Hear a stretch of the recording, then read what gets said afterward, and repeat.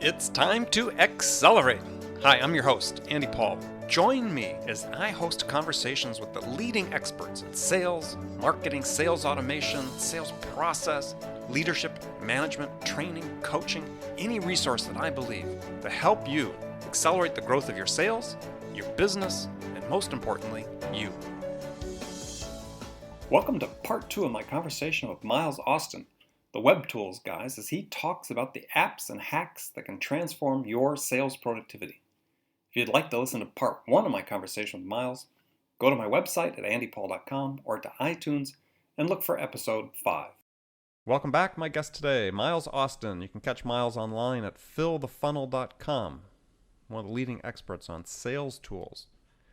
So before we talk to us about essential sales tools that every business, every seller needs, I want to ask you another hypothetical scenario here and see what your response would be. You're a new manager being brought into a company you haven't worked with before. Yeah, it's been in the doldrums. They really want to give it a kick in the butt, get it going. So you have sort of like 1 week to make your first big difference with the company. So what are the 2 things you would do immediately within the first week that would have the biggest impact? I get my desk organized. I know that. Did I get my little phone system working now? That's the first time someone said that. Yeah. Yeah. Well, believe me, I've had people on both managers of mine and salespeople. They'll That's what talk they about did. that. Yeah, they got their desk and their files all labeled up properly. But no, I mean, honestly, instant gut reaction, Andy, to that is the first thing I'd like to do is go, whether I'm inbound or outbound, or if I've got inside or outside sales, I'd want to go meet or talk based on your business model to my existing customers. Mm-hmm. And I would like to identify, if the data is available, customers or companies that are no longer customers but were. Right. And I would make those calls with a salesperson in tow. And I mean, I've done this, and I think what I found was many people are more than happy to help if you just ask. And as the new guy coming in, Mm-hmm. I'm in a great position to say, you know what? I would appreciate a few minutes of your time. And I know, Mr. Customer, you're no longer doing business with us. And I've been brought here to help change the fortune and the direction of our company. Would you mind just talking to me about what happened? Because you had been buying products from us and you're no longer. Can you help me as the new guy? Help me understand what we did wrong and what changed so you sought another solution. Right. And again, be quiet, right? And I think at the same time to go talk to our existing customers. I think when you do that, you hear, okay, what do you like about us? Why did you pick us over other people? I'm convinced that when you go in with that humble approach, most people in most businesses that I've dealt with, not always, but most of the time, will be more than happy. Whether you take them to lunch or not, and just bare their soul. They're going to tell you the truth about what's going on. And I think if you know those 2 things, why people that were customers quit being your customer, and why those people that are currently your customers picked you over everyone else, those 2 alone. And I think if you do those before you start sitting down with the reps and telling them we're going to change some things around here, and, all that follows an understanding of what your customers want and either are finding or are not finding. That's a great answer. I mean, it's a question I ask all the guests on the show, and it's, get a wide variety of answers, but I agree. I mean, I think that you have to find the solution or find the problems, or identify the problems outside first before you deal with the problems inside. Yeah. Well, I mean, think about it. I think just the nature of your question. If I'm brought in to fix something that's broken, there's something broken, right? Mm-hmm. And if you're going to ask the people that are living that every day, how likely are they to know what the problem is? 0, probably. Now, I shouldn't say that. It's usually the people at the top that don't know what's not working. Many times it is the people at the very entry levels, the worker bees, if you will. They might have a pretty good idea, but they were never asked. And that's just a general statement, but I found it to be true more often than not. I know in my consulting business, when I go in and I ask to go out and get down to the, the entry level people, the people on the phones and customer service department, et cetera, it's amazing what I learn. And no one has ever asked them the questions that I'm asking. Yeah, that's so true. Yeah, I do the exact same thing. As I make sure I interview everybody all the way down to the lowest levels. And I agree. Oftentimes they're the most perceptive about what should be done or could be done to be able to help the customers. Yep, absolutely. So you're an expert on sales tools, sales technologies. let's start with sort of looking at the categories of sales tools, sales technologies that are out there. Which category or types of sales tools should every salesperson, every sales team have? Boy, it's such a broad question, Andy. But Let's I'm start. going to Let's kind of start with narrow. let's start with categories though. Types of Okay. products. Well, I believe now, do you want me to focus at the rep level or at the company level? Let's do both. Start with the rep. Okay. At the rep level, and this is, by the way, where I get the most excitement from what I do. I just look at personal productivity gains. I know day to day, I've been a sales guy, as I said, all my life. There's a lot of Mm-hmm. things I do or I should be doing as a sales rep that are just repetitive over and over and over and over. Entering a name into a database for my CRM tool, as an example, or Right. sending a follow up email after I've met with them, or following up a week after my last meeting, whatever it might be. I know I should be doing all of that, but I don't usually get to it all because it's a pain in the rear. It takes time, and it's just, it's kind of redundant. It's those kinds of activities that I believe with today's technology that we can automate. And when I say automate, that doesn't mean you take the personal touch and interaction out of it. It just means that the trigger to pop up with an email that said, here's an email that has worked for you in the past, as an example, that works if you send this out 1 week after your meeting. And it'll, be some kind of a templatized kind of a thing. And then I tweak, a few words here or there, or add something at the end, Right. To but it personalize fits it. my style, right? And I click the button. Those are the kind of things. I mean, everything from setting meetings. I mean, you and I have had this conversation in the past, and I know you use a tool that is very effective for you as well.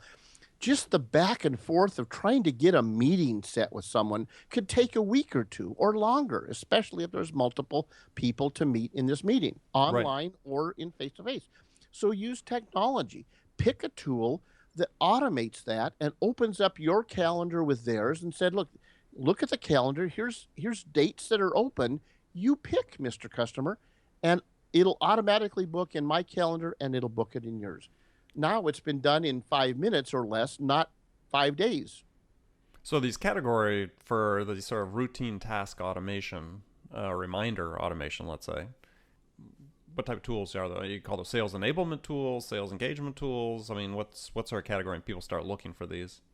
Well, boy, again, it's kind of hard. I mean, because every industry and every business, every company is actually different based on where they are in their growth curve and maturity and all that kind of things. But I mean, I'll use an example. When I was selling technology day to day, and it's been about 8 years ago now, but I literally had a routine every morning. I'm an early morning guy. I'd wake up about 5:30. Mm-hmm. I'd grab my cup of coffee, fire up my laptop at home, and I was still going into an office at this point, right? But I'd fire up my laptop and I'd look at my screen, and I had a tool at that time. It was called Jigsaw. Today it's called data.com. Right. And it was a database of business contacts. And I'd already built in advance a search that matched my geography, my territory, the ideal customer titles. In other words, I want VPs and above, or do I want directors and VPs only? In the businesses, the industries, the zip codes, and the SIC codes that matched what I needed to go do.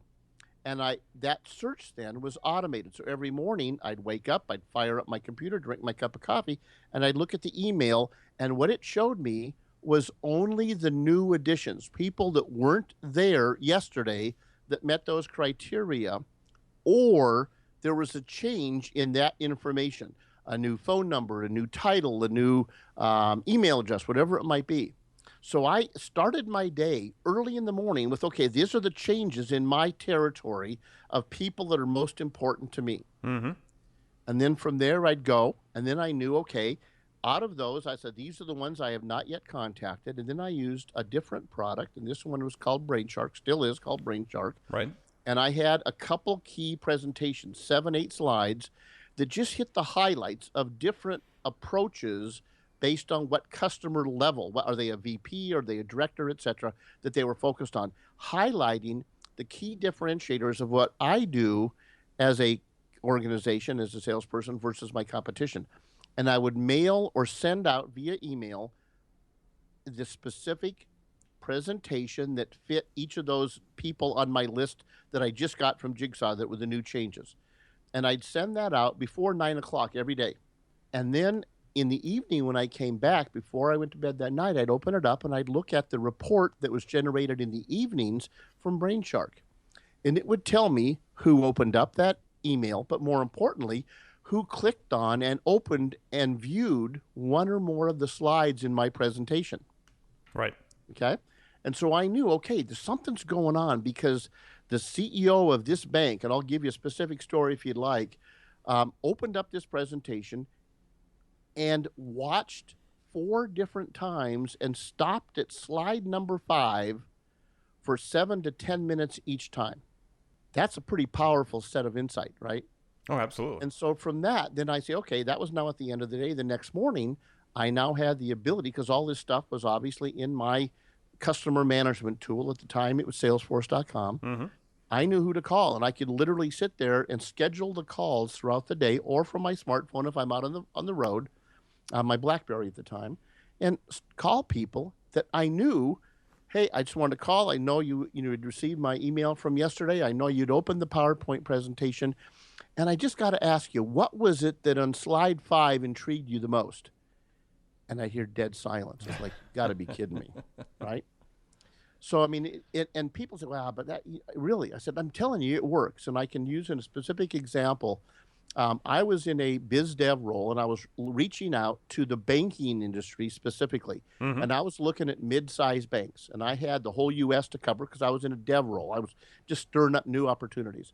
And I did the exact process we just talked about, sent off one of my slide decks, and there was a lady that was the CEO of a mid-sized bank in Ohio, and I won't go any further than that to protect the innocent. Never talked to them, anyone in that company in my life. Sent it to them, and it was exactly that story. It was 5 slides. So here's what I saw that evening, because I thought, okay, I'll follow up, and we're going to go through and see what everyone does. She'd watched it 4 or 5 times at least, maybe more if my memory is accurate. But she kept stopping on, I think it was slide 5 in a 7 or 8 slide deck. But I also saw that she had also forwarded my slide deck to 3 other people. And I didn't know who. I didn't have the names, but they were all in the same general IP address, which it does show. So I knew they're most likely in the same company. So in my mind, I thought, okay, tomorrow morning, I'm going to call this lady. And so now they were in Ohio, and I'm out on the West Coast, so we've got a little bit of a gap there. And honestly, I mean, it was first on my list I was going to call.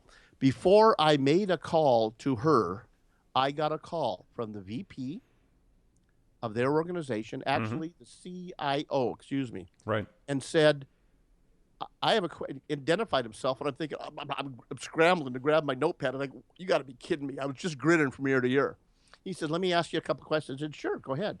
He said, is what you can do in this presentation live and available right now? And I said, absolutely it is. The second question he asked, he said and I'm just going to use slide 5, whatever slide it was.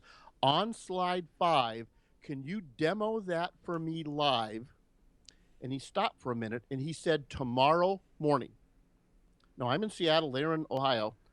And I stopped for a minute, and I thought, God, I don't know if I could even make the logistics. I said, yes, I can. We talked a little bit more and made a plan. It's kind of like almost a little bit of smugness to his voice. He said, yeah, we've heard all this before. Come on out and show this to me live. And it was a solution that helped buyers in technology automate all this stuff, right? Mm-hmm. End of the story. I got out there, got in there, fired up the computer, showed them how this thing worked, and within a week, I had a contract that over a period of a couple of years generated over $2 million, $2+ million in sales of hardware technology. And I come to find out after the fact, Andy, that it was that slide that talked about the electronic procurement system, which was on their executive agenda. The CEO had said, gang, we have got to get this fixed because our paperwork's bad. We're getting a bad reputation internally. We're not able to get product on time to our users.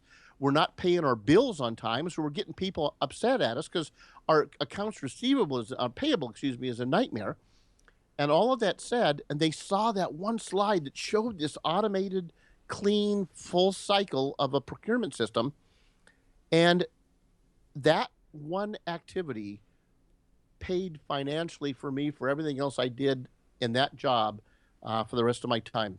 So it really does work. Oh, great story. Well, we're going to take another short break, our last short break, before we come back and finish up the great session we've had with Miles so far, and you're going to give us some names of companies that do some of these apps that, sort of the sales tracking of the emails, and so you can monitor what they open, all this great information that every salesperson should want to have on every email that they send out. And then we'll also do some other questions we have for you. So stay tuned. We're talking to Miles Austin, and we'll be right back. Hi, this is Andy. Connect and Sell is used by sales reps at nearly 1,000 companies, including hundreds of technology startups and several Fortune 500 companies, to overcome the challenges of getting prospects on the phone.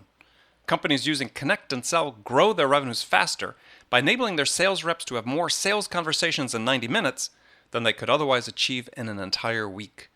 Connect and Sell can be deployed directly to your sales reps, or you can take advantage of their outbound on-demand service, which delivers qualified prospect meetings scheduled directly on your sales reps' calendars. Visit connectandsell.com to learn more about how Connect and Sell can start filling your pipeline today. All right, welcome back. We're here today with Miles Austin. You can find Miles online at fillthefunnel.com. Miles has been telling us some great sales tools that sellers and sales managers, companies should have available for their sales team. So we just talked about, ability to be able to track when a customer receives an email, when they open it, if they click on the content that you have associated with it, you're going to get a file attached to the email and they open it. And in your case, you're talking about a PowerPoint presentation. You could tell they lingered on a particular slide. Give us names of some companies that are making apps like this, or the apps that you like that you use for this today. Well, there's two that I'll recommend that are kind of proven winners out there. One of them is Yesware. And the other one is Tout app, Toutapp. Both of them work great. They have some kind of templatized kind of solution. And I say templatized, people always they kind of wrinkle their nose. You can make it as custom as you want, but they make some automation in there. Right. So these are in the email tracking space, just to let people know for sure. Yeah. Okay. Yeah, and there's another one that is brand new. I haven't even written about it yet. That's kind of a really emerging one that's really cool. It's called Banana Tag, bananatag.com. And it lets you see what's happening to your emails after you send it. Not a lot of extra, not a lot of fluff, not a lot of extra capabilities, but just let you see what's happening to your email. So those three, try them, check them out, and see which one fits for you. Right, because I think in cases, certainly I know of Yesware and Tout app, you can tell when people click on your links. You can do, as you said, templatized emails. You can do some basic mail merge type functionality, so you can send out templatized emails to a limited number of people every day. But they give you that capability. Again, I think if you're a salesperson, every time I talk to a sales team and I describe this capability as you just did, giving a similar example, and they look at you with these bright, open eyes. It's like, you can do that? It's I know. Oh, gosh, yeah, if you're a salesperson, no reason today to go without that capability. It's not creepy. It's just, did your customer engage with the information that you sent them? Great information to have. Absolutely. So what other sales tools high on your list today? Well, I'll tell you, there's one that I'm playing with right now that I'm really intrigued with because it's one of the least expensive tools that does this for social. It's called 12-Star Social, 12starsocial.com. Check it out. There's a free version and there's a version that's like $5. So it's really affordable. And it shows you all of your followers, you're on Twitter and Facebook, etc. It shows you what if you've increased or decreased, but it also gives you depth. It tells you who are the people that followed you since yesterday, who are the people that have unfollowed you, etc. So it gives you some flavor for if what you're doing on social media is working for you. So that's one that I would encourage. It's brand new. I haven't even written about it yet, but I've been very impressed with what I've seen so far in that process. So I think that's one that is definitely worth looking at. Obviously, we talked about scheduling. For me, my favorite is Time Trade. Right. Great product, but there's others. VCita, the letter V and CITA is another one that's very productive, very helpful. And there's several others out there. But for me, I've had Time Trade now for 4 or 5 years, and I use links to set up new meetings in everything from my LinkedIn profiles to my websites to my email signatures, and it's always helpful. And another one that people click on those links. Absolutely. I get appointments set up without me doing anything in my calendar on times that I've set aside for those what I call exploratory meetings of 15 minutes, all because of a simple tool like Time Trade. Okay. So I think, a couple, there's some great ones out there. Reportive is one that kind of helps you when you're looking at something like maybe you're doing homework on a potential client or a prospect in LinkedIn, and something like Reportive or Kite Desk, um, So, and Rapportive, let's spell that's Rapportiv, right? TIVE. TIVE. Okay, I thought I Yep. didn't know there was an E on it. Yep. And that shows up like as a sidebar on your like Gmail. Exactly. It shows up and it shows you all their basic current information. It shows you what their most recent posts have been. If they have a blog, it shows you what their most recent tweets have been, any news about the company, if there's been a reorganization or a acquisition or whatever it might be. It just gives you like a real quick boom. Here we go. Let's get some quick information on it. And it's been very helpful in order to do that. So that's one of them I think that, a lot of people could probably benefit from Mm-hmm. as you go through. One that I found that's been kind of fun for me is a product called Crystal, Crystal. Yeah, let me think for a minute. It's crystalknows.com, crystal, Knows.com. And it is a tool that suggests the best way to communicate with people over email. It goes and you put in the information and it goes out and searches online and tells you when he or she seems to be most active or at a desk or on their computer. So it kind of helps you narrow down. And maybe this is a morning person, or maybe they do a lot of work at night after hours, or it's just another way to give you a little bit of fun insight. That's very interesting. Crystal knows. Absolutely. Again, I've just came across it.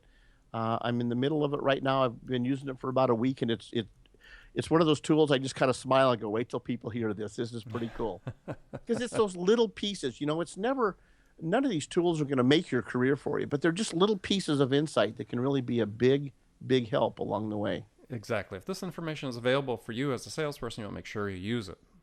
Absolutely right.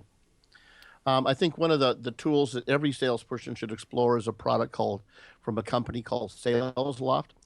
Kyle and his team are focused on the biz dev role, finding new business. And so if that's something for your listeners, that's what they do, or they need to find new business opportunities, salesloft.com has a whole suite of products. And Sales Prospector is one of their tools that, again, kind of puts a profile just to the right within your LinkedIn activity, and it gives you that help and that capability.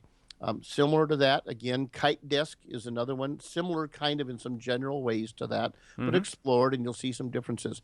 One of the more innovative CRM tools that I found out there that's been in the last year or so, compared to like the big monster of a Salesforce, is something like Nimble.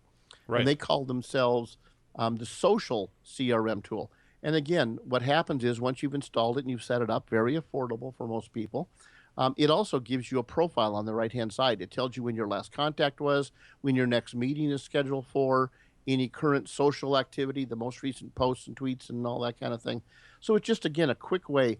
And I think what we're finding here is, and I've noticed this a lot, more and more companies that are developing these tools, Andy, are talking about you can use this tool as a custom part of your overall solution, of your day-to-day process, because I think the days of, very frankly, the big Salesforce.com, one tool that runs the world, or Microsoft Office, right? Mm-hmm. It was all encompassing.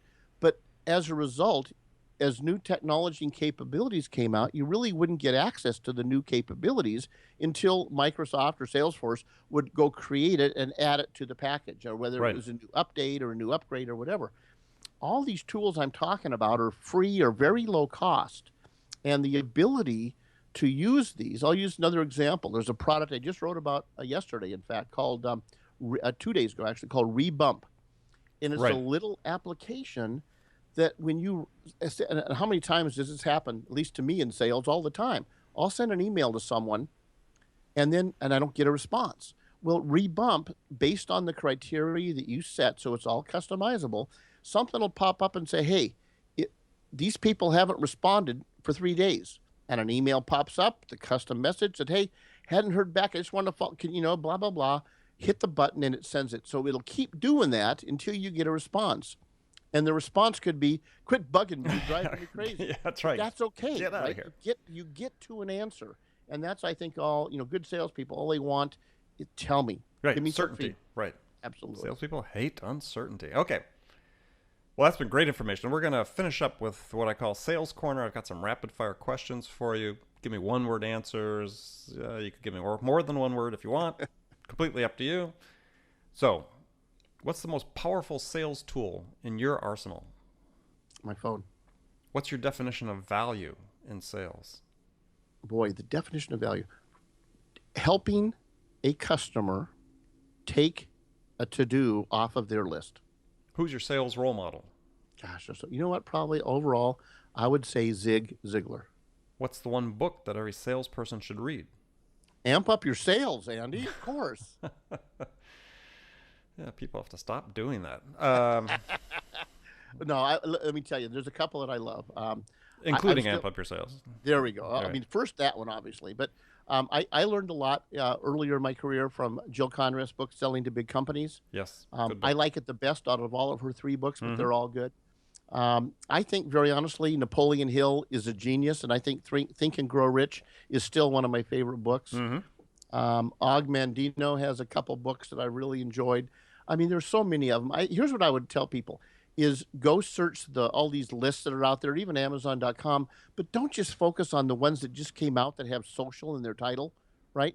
There's some wisdom that was written dozens of years ago, like Neil Rackham's Spin Selling. I'm critical sometimes because the thing has got to be 3 generations old, and email wasn't even around, I think, when he originally wrote it. No, it wasn't. But it still is powerful. Right. And I think people sometimes dismiss it because it might have been written in the 70s or the 80s or the 90s. Big mistake, because the wisdom of sales is still there and it still works, and it might be more important than ever. Okay. Favorite music to listen to psych yourself up for a sales call? Oh, boy, AC/DC. I'll tell you. Any particular song? Thunderstruck for me is it's on my phone, it's on my iPad, it's on my laptop, it's in my car. I actually have a CD of just that song in my car when I put it in there. What do you do to keep fit and healthy? What? Huh? I don't, bud. Thank you for the reminder. All right. I really don't. I need to do more of it. The one question you get asked most frequently by salespeople. How old are you? I love that. Yeah, no, well, and that's true. The one most frequently, can you show me how? Yeah, that makes sense. For you, that makes sense. Yep. So, last question. What's the one thing you do each and every day to improve, either in your work or life? Oh, that's a no-brainer, buddy. I read. I read way more than most people should probably read. I love to read. I probably read 70 to 80 books a year. But more importantly, I read blogs, I read social media, I read publications online, literally hours every day. It's a great lesson for people. Salespeople, as I say, a minimum, you have to invest an hour a day in your education in order to keep ahead of what's going on in your business and your industry and develop the skills that you need to develop to succeed. Well, I want to thank Miles today for joining us. Miles, thanks for sharing your journey, your wisdom, your knowledge and experience about sales tools and sales technology. Briefly, how can people get hold of you? Easiest way is maustin@fillthefunnel.com. They can get a hold of me on Twitter at Miles Austin, or they can give me a call, and they can go to my website at fillthefunnel.com, and my phone number is right in the upper right-hand corner. And if you click that button when you're viewing, it'll dial me directly, and hopefully, if I'm not with the client, I'll be talking to you within seconds. Sounds good. So remember, if you're an entrepreneur, you're in sales. If you're in sales, you're an entrepreneur. So make it a part of your day every day to learn something new to help you amp up your sales. Until next time, this is Andy Paul. Good selling. Thanks for listening to the show. If you like what you heard and want to make sure you don't miss any upcoming episodes, please subscribe to this podcast on iTunes or Stitcher.com. For more information about today's guest, visit my website at andypaul.com.